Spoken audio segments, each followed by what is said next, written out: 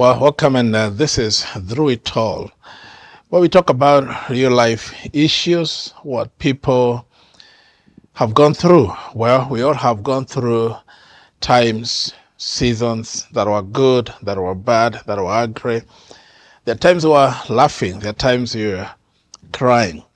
All that is called life. There's time we celebrate, there's time we mourn. And that's why we come to you. We bring different people to hear their stories and where they have been, the things they have gone through. So thank you so much for joining us today. And today I have very special people that I've known for quite a while, and they have a story. And I have no doubt their story, their journey of life will be an encouragement to somebody. And no matter where you are today, somebody else was there 10 years ago, even 20 or even 30, 50 years ago. So you're not alone. That's why this is Through It All. Karibuni and join us on this journey, and your life will be touched by real life stories. Well, with me today I have a wonderful family here, wonderful couple. Karibuni. Maisha imekuwa namna gani? Wacha tuanze na mzee hapa, Reverend Thomas. Please introduce yourself, tell us who you are, and for people who are listening, you can look at that camera and introduce yourself. Thank you. My name is Thomas Garujau, and I'm a bit blessed by God because I'm going to my 69th year. Oh, really? And do I look younger than that? You don't look 69, almost 70. I'm going to 69 year. And I was born in Gatode North, a place called Mangu. There I was brought up in a family of, we were eight, but one of them passed on. And I'm the firstborn in the family. And my early life, I lived like a mother in the house because of the firstborn. So I used to cook even for my brothers and sisters. I used to carry them, working and feeding them, to an extent that I had a valley here because of the belt that carries the Scotty going in Kikuyu. I used to carry my brother, my sister. Wow. So I had a valley on top of my head because of what I was doing. Wow. And I came from a very humble background that my mother was a farmer. My dad was doing some businesses somewhere along in Juja. He had a pub. And so most of the times we spent with my mother in the house, working the farm, feeding the animals there, and going for water in the morning, in the evening. I was doing all that. And the Lord has been faithful in my journey. That time where we came from a background where salvation was a vocabulary, because we are brought up in a Catholic family. So we only knew about saying Mass in Latin. And today I can recite the whole Mass from beginning to the end. I can connect with the Pope in Italy, because that's where I was brought up. Wow. But the Lord has been faithful that God has had a destiny for me, and let alone God walked with me. My primary school was in a place called Ikedo Primary School. That's went for primary school. Then I went to secondary school, little secondary school. After that, it's a long story. And I after finished secondary school, I went back home, and I was working in my father's farm, taking care of coffee, animals, working there. And my pay was only the meal in the evening, and that was the life. And taking no salary, food. And at the end of the year, our father would buy us some clothing after we have worked on the coffee, and they are paid. And we bought a shirt and a short. But we didn't. The issue of the history or shoes was a history. I didn't have shoes. For my life in primary school, I never had a shoe. Wow. And my leg was so big. It's quite big. And we had also... Is it from lack of shoes or what? Not to lack the shoe, lack of money. And again, the life was a bit challenging because I had jiggers. My toes were big, wide. My foot was about 12 inches, was very big, bigger than the size of my body. Wow. And so I didn't have a pair of shoes in our family until I went to secondary school in Form 1. And my first Ade, I bought it in Form 1. The other times I used to have a shirt without the trouser, without the short, a long shirt like a dress. Wow. That's how we used to live in the house. I'm trying to imagine that. That's how my life was in the beginning. This is now in the farm. Yeah, yeah. How was the setting in the farm? Is it like individual homes, or you had several homes in one homestead? We had just 2 houses in the compound because we had our grandmother, and our farm was about 7 acres. That's where we are located. Yeah. In a mud house, and it was a little bit neglected because when we were in kitchen, all of us surrounding the jiko where we are, we would see people from outside, and that's our life was. And through the window? No, we had windows all over, where you don't have to go through the door. You could pass through the hole that is there because through the mud. Yeah, so the dog would come and sleep in there when we got to sleep, and sleep in the kitchen. And eat whatever we had left there. The door is locked, but you can still come in. It can still come in. Oh my! It will still come in. Wow. That's how it was. There was no insecurity? There was no insecurity. There was no insecurity. Again, what could they come to steal? We didn't have a radio. We had nothing. So nothing they could come to steal. Nothing to steal in the house. So even if you didn't lock the door, there was nothing to steal? Nothing to steal in the house. Huh. Your dad was, what was he doing? He had a business somewhere in Georgia where he was a manager for a pub. There were many people from our village, about 20 of them, and they had a very big pub in Georgia. Okay. And there was a factory called East African Bargain College. And that was the center for the workers from East African Bargain College. They could go there and drink. And sometimes used to go there, and the life was very bad in that place because there was machines for called jukebox. They were putting money, and they could dance the whole night. A lot of bad language, a lot of evil things were happening there. At that time, I was still a young person. So I didn't like that place. So my dad spent most of his time managing that place. Okay. And he had an office where he had a lot of money on the table. A lot of money is there. He had a calculator that was counting money, taking to bank and whatever.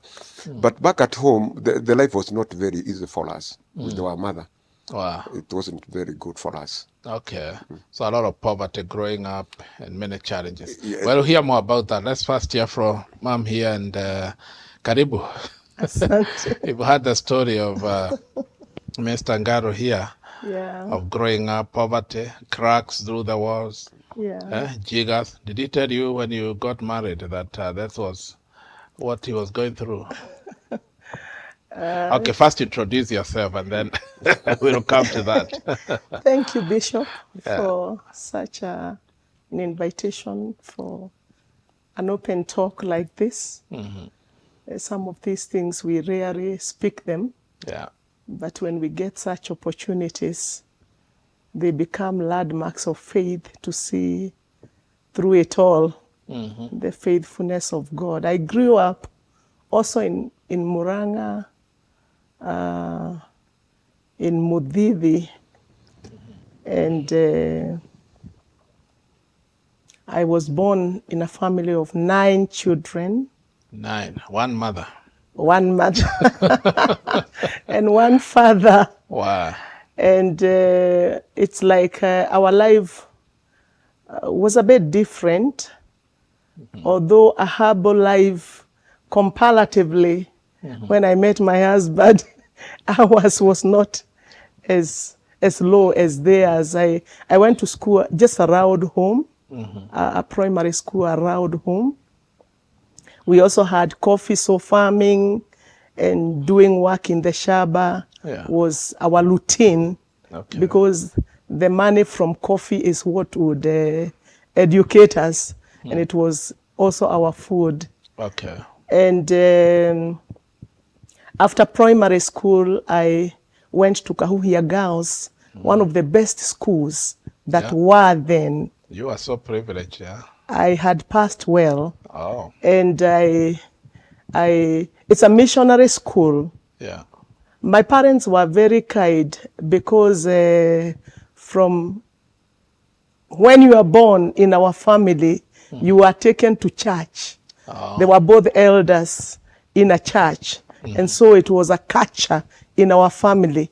You were actually baptized when you were born, the first month. Wow. Wow. When you are a child. Ah. And so we knew good habits, godly habits, faithfulness in going to church. Okay. And when I went to secondary school, I was very obedient to go to the Christian Union Okay. and join other Christians. But I looked at the girls and I saw there's some joy in them that I'm lacking.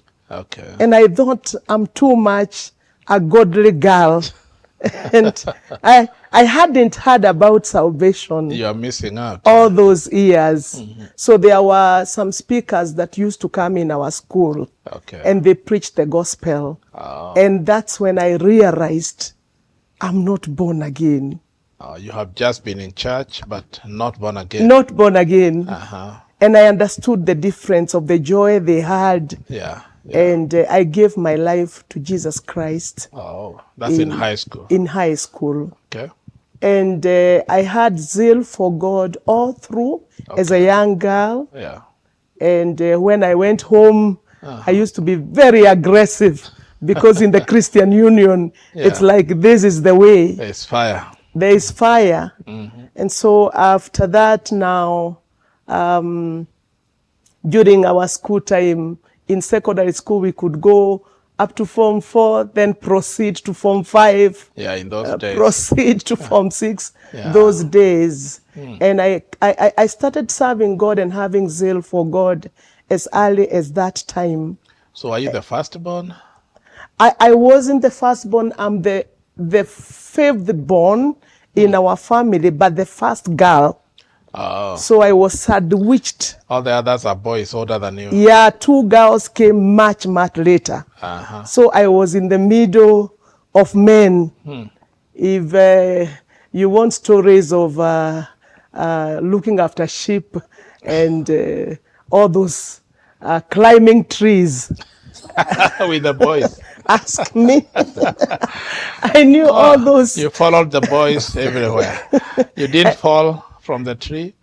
I was trained, even catching birds and getting some jiko and cooking them, roasting them, and eating while shepherding the cows. Wow. I've done all that. With the boys, wow. With the boys. Riding bikes? There were no bikes then. Okay. We're talking of 70s. Wow. Yeah. So later I came to Nairobi. I taught for about 3 years because that time the primary schools, the government started some primary extensions and there were secondary schools that would start within the primary schools. Okay. So I taught for 3 years as a UT.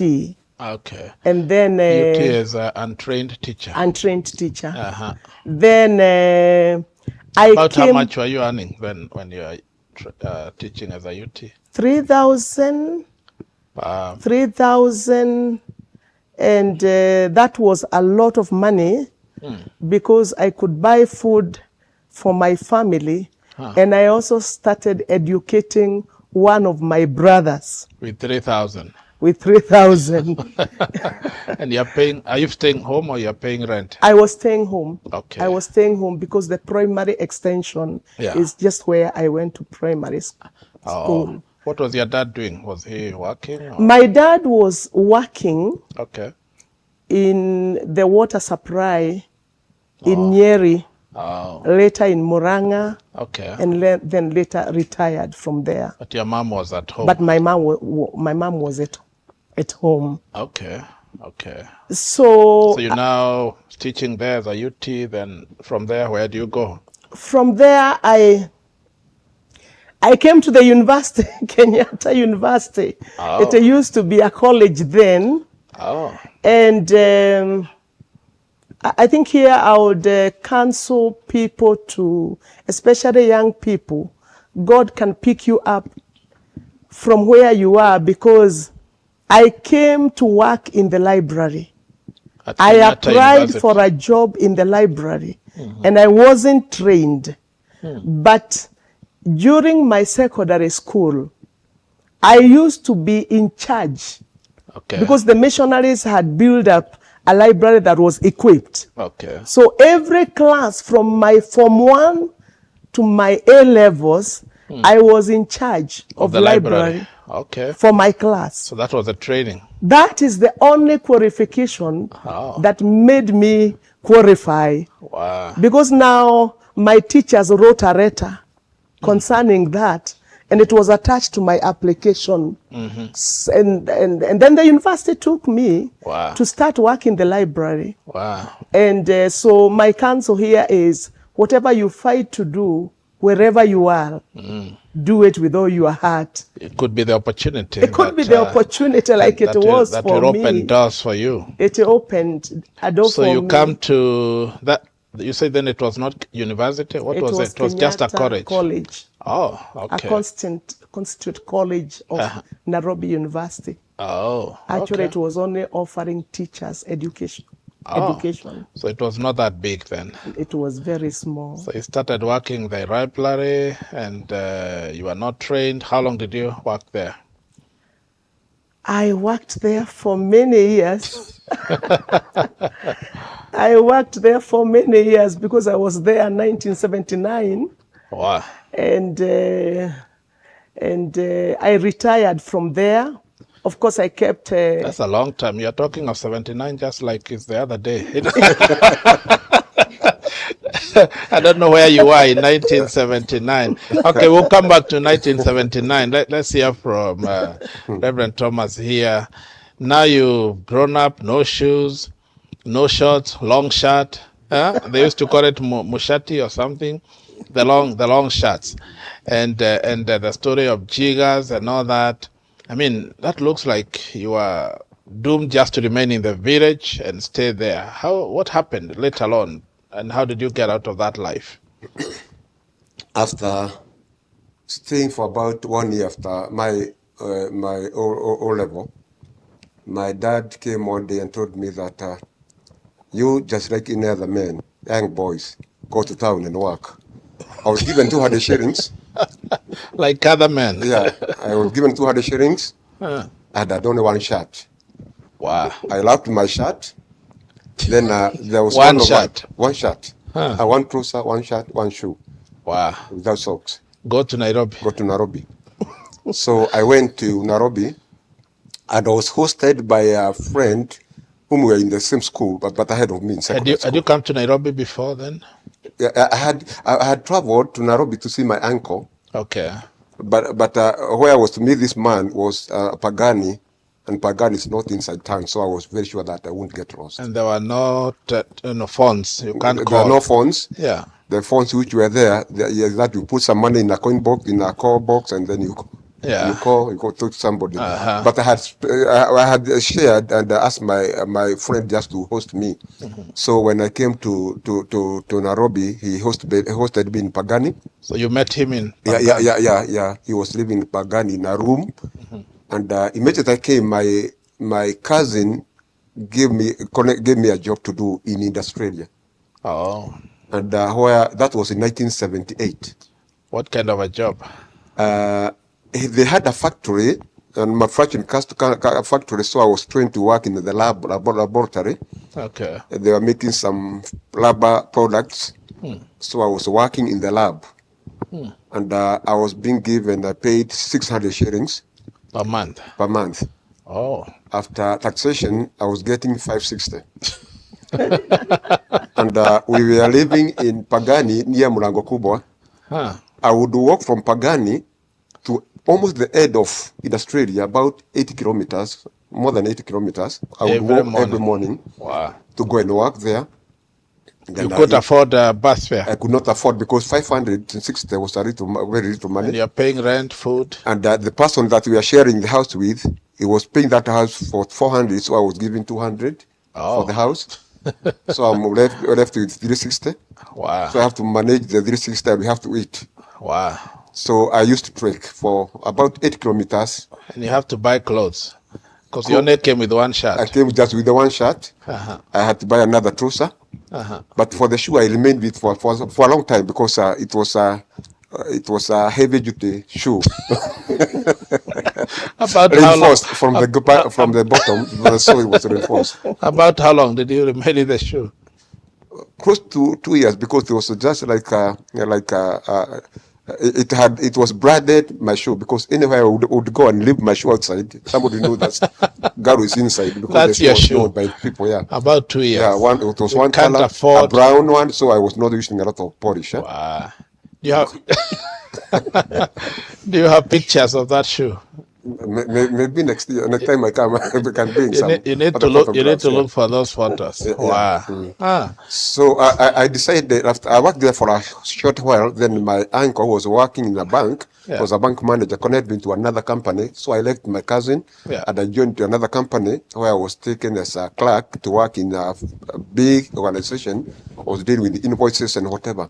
Okay. And my salary was much better because I was getting out 1,200. 1,200. Yes. Wow, that's improvement. Almost And it double. was- yeah, More it than was- double, actually. Yeah, it's more than double. And the company was located near City Stadium. Okay. So me walking to Pagani, it was not an issue. So I decided So in the first company, about how long would it take you to work in the morning? I would leave the house around 6:30, so that by 8 I'd be at the work at the Wow. office. And then in the evening you walk back. Walk back. Wow. Okay. Then when I Are you joined, going to have lunch? Or lunch was not a priority. People would break for lunch, but I would be left somewhere in the office, working? just not working. Think about my problems. And now I'll get back home. Oh, okay. Okay. Wow. Wow. Okay. Now you've gotten another job. I've gotten another job, and I decided to enroll myself in even classes Okay. to do accounts. I was very good in mathematics, Oh. so I enrolled myself in a college that I was doing evening classes every evening after work. Yeah. So I would walk from where we were to town center, a college called Devonshire, a school of accountancy. We'd do the classes until 8. Then after 8, I would walk from fire station, Latema Road, to Pagani. I would walk because I didn't have enough money to pay for the matatus. Wow. So I would walk at night up to Pagani. Then I continued. I did the first part. I passed. Then I went to the second part. I passed, and my employer promoted me. Oh. I'm imagining this time Nairobi is not very crowded. Not crowded. The matatus were still there. Yeah, we are there. Okay. Not the matatus that you see today. Different type of matatus. How are they? They were called Ford. It was like a box, huh? But where you see it facing one another, Okay. And I think we are paying about 10 bob. Okay. 10 bob. Yeah, we are paying about 10 bob. So there are two lines. You face each other. Yeah, we face each other. Okay. And I would enter through the back door because it was open like wings. Then we get in. Okay. Wow. Wow. That's what it. Okay. So now you have gotten promotion. The same company. Yeah, the same company. Okay. And because the director really loved me, he liked me so much that I was put in charge of some of our department. And, Okay. I was working. It's a company that involved Asians and Africans. And through that waiver, I was taken to the account office where I was also in charge of costing. Every product that we imported, because they're importing things from outside, they were doing costing. So I was also in charge of checking the prices where they are charging, checking the invoices to ensure that everything has been posted. Yeah. That's why I was working. Oh. Yes. Wow, that was quite a journey. But now I'm imagining now after the promotion, you have gotten new clothes. Yeah, and a new shoe. Yeah, at least I was able now to change my dressing code a bit, but it was not very. I had a whole problem that one shoe was my. I didn't have two shoes. Yeah. And at any time I wanted to change my shoe, I would enter into a barter shop, buy a new one, and leave the old one there. Why leave it there? I think it was just with me that I just needed one pair of shoes. Oh, yeah. And the other one is too old. It's too old that nobody can even steal it. But I can imagine you have a lot of pair of socks, pair of socks. Today? No, then.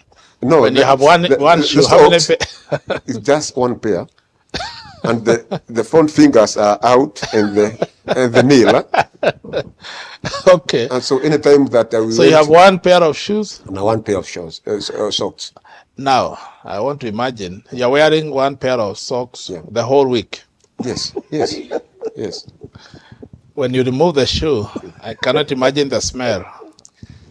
We would cook the shoes outside the door where we are living. And you enter in with the socks. Shoes, but the socks, the toes are out. They're out. Okay. Well, before we take a break, Reverend Penina, tell us, 79. That's why we left.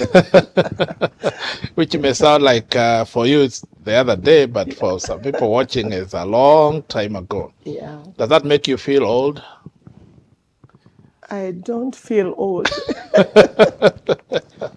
Okay. Because I'm not idle, I'm very active. As I was, but in different seasons. So now you're at Kenyatta College, and we are setting up a library for the students. Yeah. And getting more into books. You're the one in charge of this library now. We had a librarian from outside trade. So you're working with them? Okay. The library continued growing as the university became a university. What do you mean from outside? A Mzungu or a... Yeah. Oh, okay. So not a Kenyan? Yeah, the librarianship was not anywhere in Kenya.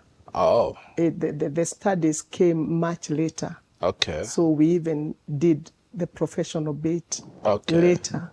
So you even had a lot of lecturers who are from outside? Yeah. From, other countries? Yeah. Okay.